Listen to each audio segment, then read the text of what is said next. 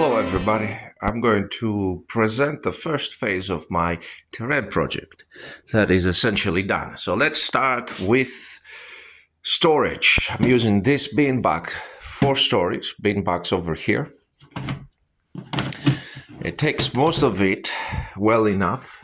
However, I'm probably going to transition to a bigger storage box because right now the terrain is placed inside bubble wrap, and that probably means it's going to get a bit damaged. I would rather put them inside smaller boxes inside a box, but this one is not big enough. So let's get it all out. Okay, I have placed it out on the mat. The mat is neopropane from the Babylon Dust campaign. I initially bought this because it has the squares. I was thinking about using it with To the Strongest, but frankly, I cannot afford to buy a full set of 4 of them that will be useful for that kind of a game. So we moved from To the Strongest to War and Conquest. Still, the size of this is perfect for Kill Team, one of them, or 2 of them for Combat Patrol. You can't see it here because my tables are built on purpose to accommodate a smaller setup. I'll probably have to buy 1 more table.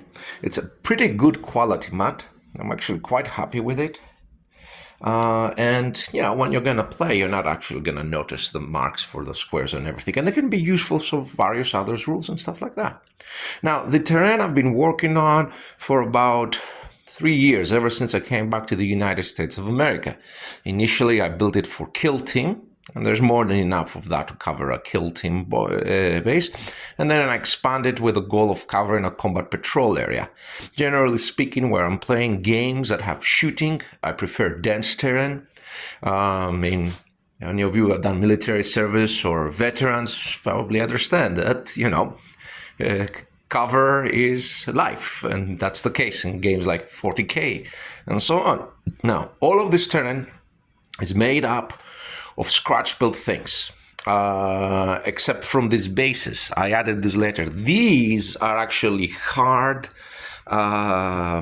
canvas bags used for artists. I get them from Walmart. They're pretty sturdy, and I actually like that a lot, and they take paint very easily.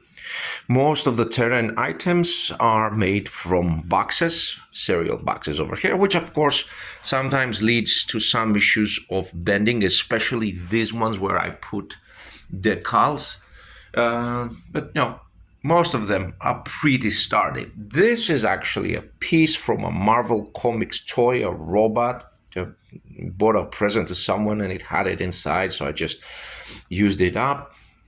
Over here we have our usual Cokes bottles used as something, pink bone balls, and a cardboard circle, candy wrapper, underbugs. These are actually caps for markers and so on. Here's another. This is a problem here. I put the decals and it softened it. I'll have to somehow reinforce it or maybe cut it.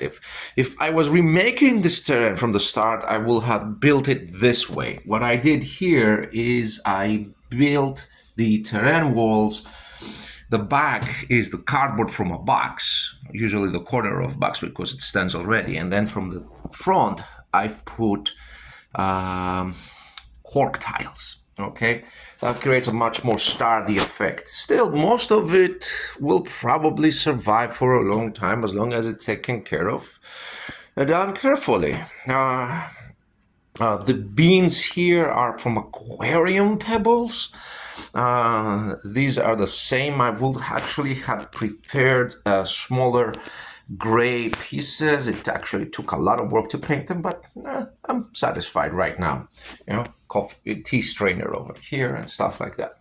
So generally, most of it is easily defined ruin areas. I'm going to use 40K terrain terms. Got a couple of obstacles over here that I can move around. I got this one that can be like an obstacle.